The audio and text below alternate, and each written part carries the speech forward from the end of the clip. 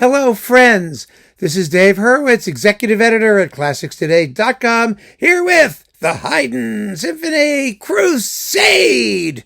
And we're up to number 86, what is considered by many to be the greatest of all the Paris symphonies. It doesn't have a nickname. It just has unbelievably great music. Lots of it.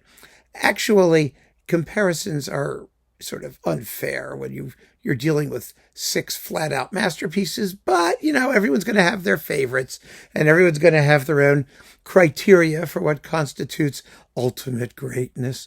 And boy, this symphony is probably full of those qualities. It really is. It has the longest and richest introduction of all of the Paris symphonies, and in fact, everything in the whole symphony can pretty logically be traced back to this introduction. So we need to listen to this introduction. We need to listen to it carefully because there are specific elements that I want you to pay attention to. And those elements are, I'm going to list them right now.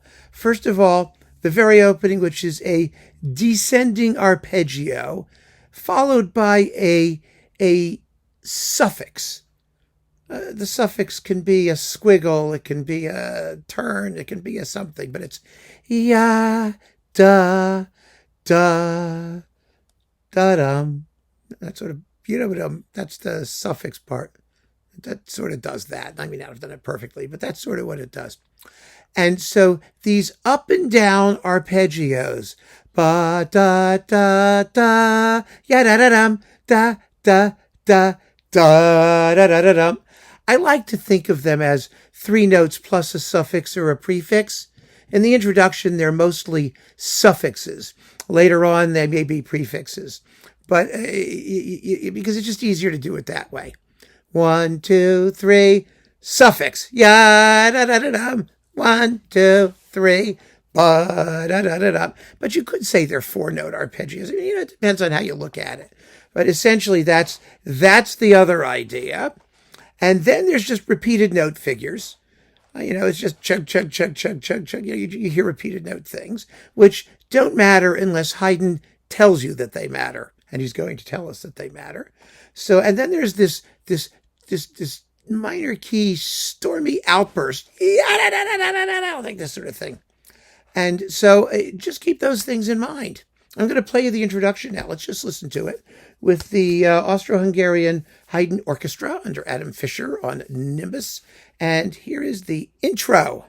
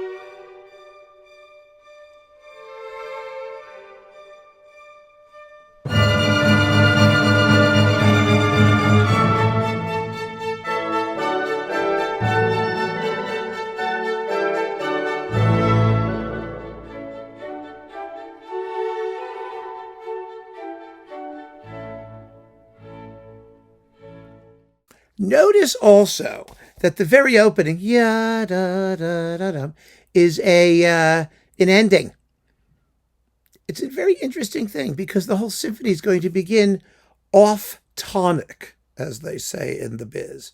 Off tonic means it starts like from left field, out in the middle of nowhere, and comes to a firm cadence in the home key, which in this case is D major, right? I think it's D major. Yes, it's D major. You'll hear when we do the whole exposition. But those are the things you need to remember. Prefixes, suffixes, 3-note arpeggio, up and down, repeated notes, and that stormy minor key outburst. what more could you ask for? I mean, it's a very simple and very, very clear selection of elements that Haydn has arranged in an extremely artistic and enjoyable way, you know? So that's the intro. In fact, let's do it again. I want to do it again. You got to get it in your head. Ready? Here's the introduction all over again.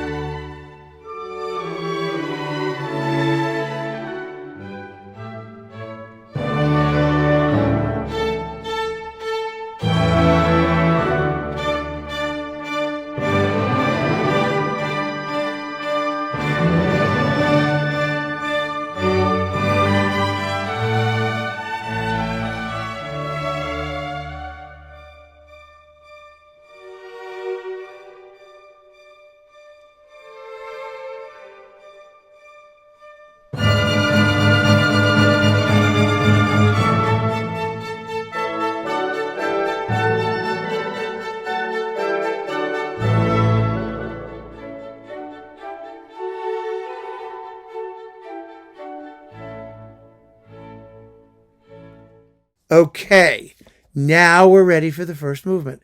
And I only have to play you the exposition, because after that, you have all the elements that you need in your head, and you can listen to them develop and recapitulate and do all of the things that they're going to do. The only other thing I'd ask you to keep in mind is how marvelously Haydn has lined up the repeats in this particular symphony. Actually, you should take all the repeats in these symphonies because, you know, Haydn is one of the few composers for whom repeats were not, and I've said this before, repeats were not just routine. He actually thought about the lead back and what it would sound like if you went back, even to the beginning of the development section.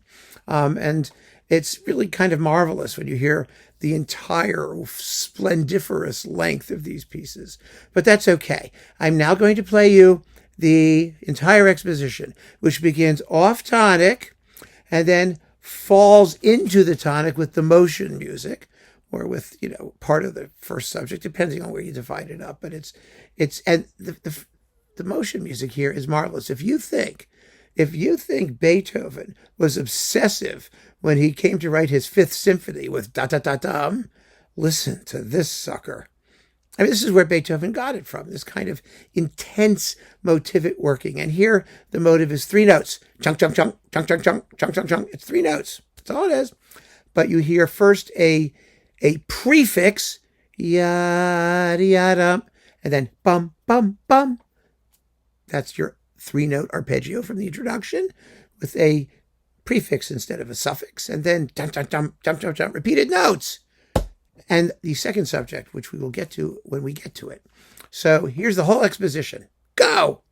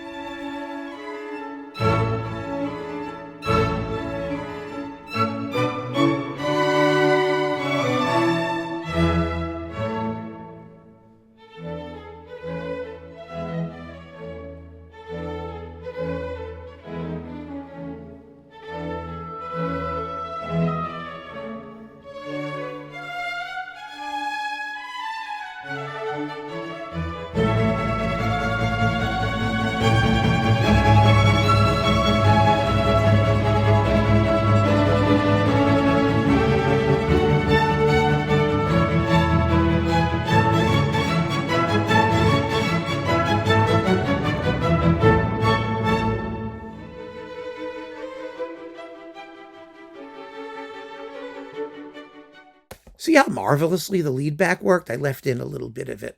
And pay attention to the second subject as well. Ta-ta-dum, pa-ta-dum, pa-pa-da-da-da-dum, ta-ta-dum, pa-pa-dum.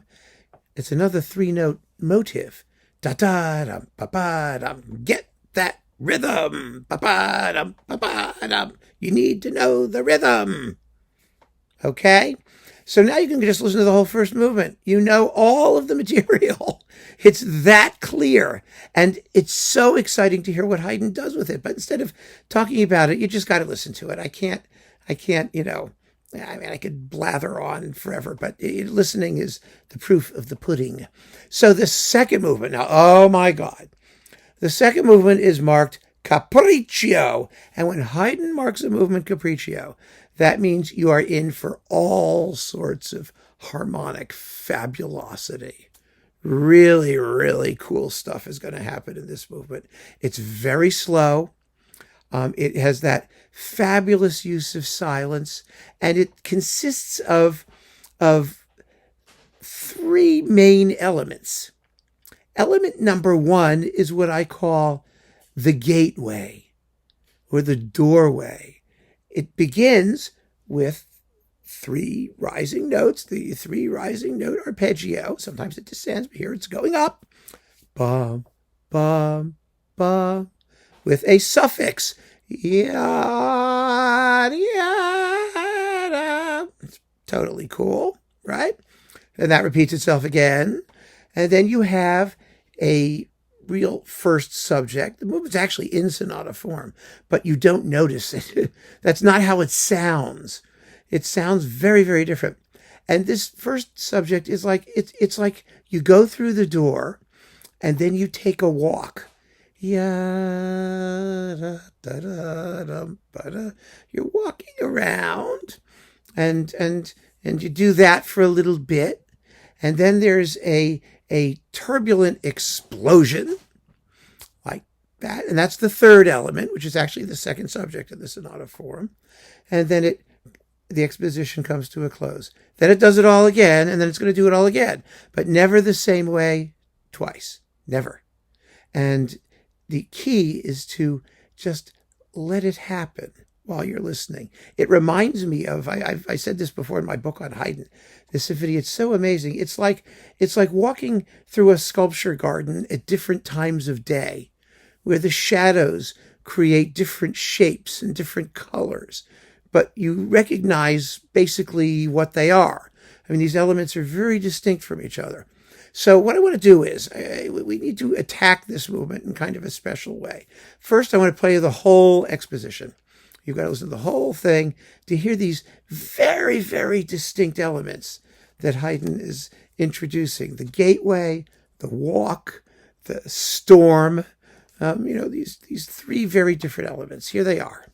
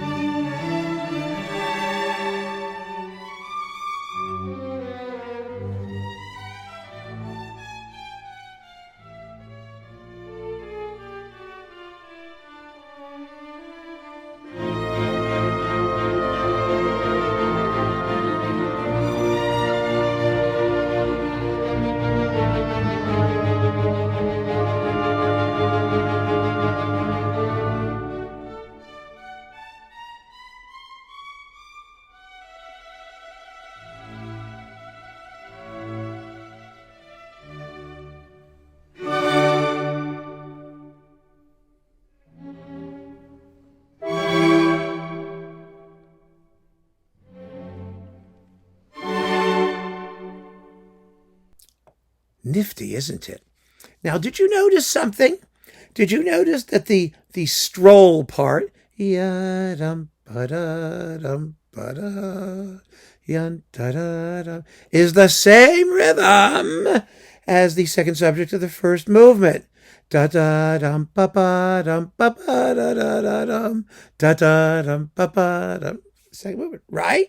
In fact, I've made an example where I put them together. So I'm going to play you that bit of this movement and then go back to the second subject of the first movement so you can hear the derivation with exquisite clarity. It's so cool. I mean, they don't sound exactly the same. They're different tunes, but the rhythm's the same.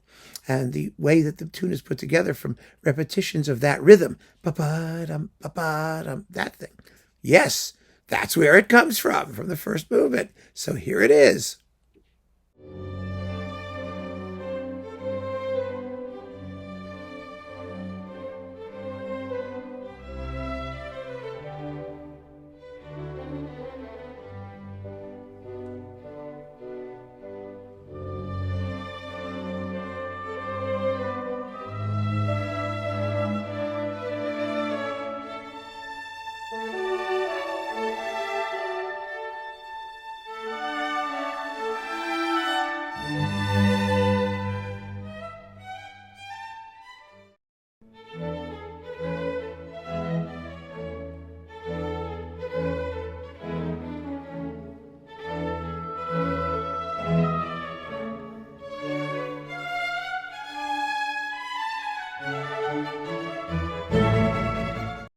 Yeah, isn't that nifty? I just think that's so cool. I just love it because, we've said before that, Haydn doesn't quote themes so much from one movement to the next, but he does use ideas, materials, building blocks, Legos, whatever you want to call them. And this is one of the most fabulous cases of that. Now, to conclude this movement, and just to show you what Haydn means by capriccio, by capricious. I mean, it's a movement in perfect sonata form. What's capricious about it? What's capricious is the harmonies. It's the gateway. It's the doorway. It's like I said, it's like walking through a sculpture garden at different times of day. Well, the doorway sort of tells you the quality of the light before you begin walking, whether it's a little darker, a little brighter, a little bit mysterious. So I have arranged an example of almost all, not all, but almost all of the versions of this doorway, this suffix to the opening rising arpeggio idea, which also comes from the introduction and the first movement, very, very clearly. And you can just listen to the harmony. Just listen to what Haydn does here. It should give you a chill. It gives me a chill. It's just incredible. Here it is.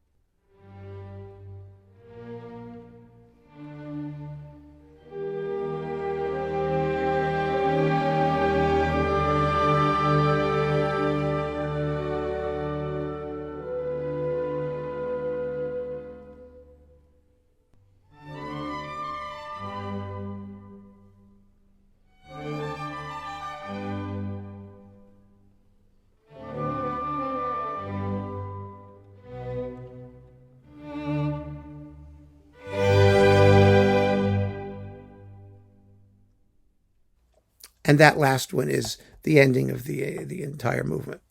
You know, in other symphonies, I spend a lot more time talking about some of the finer details and whatnot. But this one, it doesn't need that many examples because it's so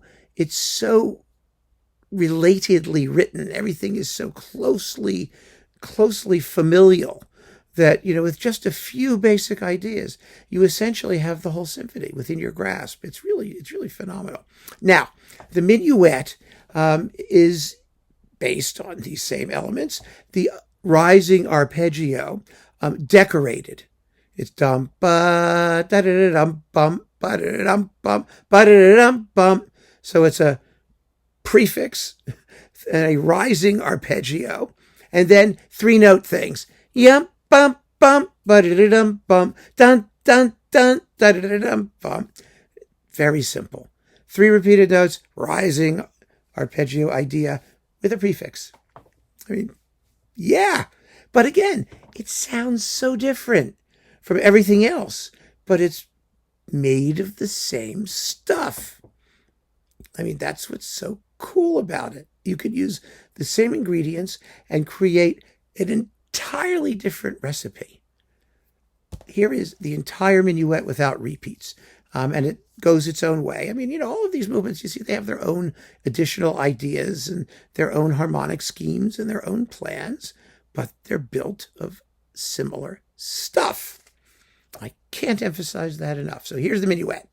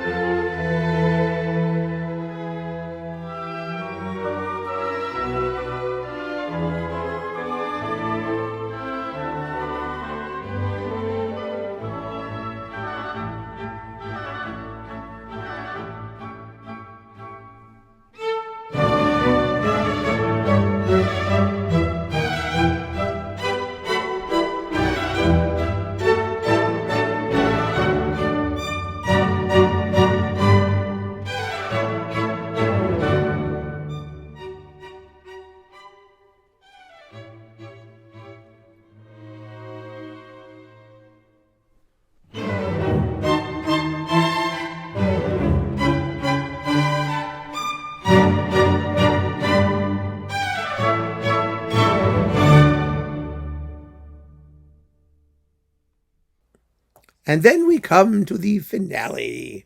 Yes. Well, the finale, what can I say? It's going to be built of the same things, except instead of a 3-note repeated thing that we heard in the first movement, we have a 6-note repeated thing, which in this case is actually a prefix. Da da da da da dum ba dum bum bum ba dum bum bum. Da da da da da dum ba dum bum bum ba dum bum bum. Notice prefix, 3 notes going down this time as much as up, and then once the motion music gets happening, da da da da da da da da da da da da da da da da. It does that. It goes up 3 notes, arpeggio, but that 6-note prefix is there everywhere. Oh my! It's every bit as relentlessly exciting and obsessive as the 3-note thing, that cha-cha-chunk, chunk-chunk-chunk, that we heard in the first movement. Only now it's 6 notes, which gives the whole thing, it's amazing. It just gives it a lighter quality. It really is. And the fact that, you know, the 3-note thing in the first movement was part of the motion music, not so much part of the main thematic material, whereas here it's a prefix combined with the main building block, the rising or falling arpeggio from the introduction of the symphony. So it's a compactification, if you want to call it that, of a couple of the symphony's most prominent basic ideas. But it's also a lightening, a sense of of brightness and irresistible impulse and verve and joie de vivre and all of these things. It's just extraordinary. So here again is the entire exposition. And the second subject is part of a monothematic complex, I think. You might want to call this movement because it's all based on that 6-note prefix. You know, the opening theme, da da da da da dum ba dum bum bum ba dum bum bum, and then the second subject is da da da da da jadum jadum jadum, descending arpeggio, da da da da da bottom bottom bottom, yep, bottom bottom bottom, like that. It's very, very light. It's so breezy. That's the word, breezy. It's refreshing, incredibly refreshing and breezy. And it's all based on that 6-note prefix and the arpeggio up and down from the first movement. A summary, essentially, of the entire symphony in one very handy, convenient thematic complex. So here's the exposition of the finale.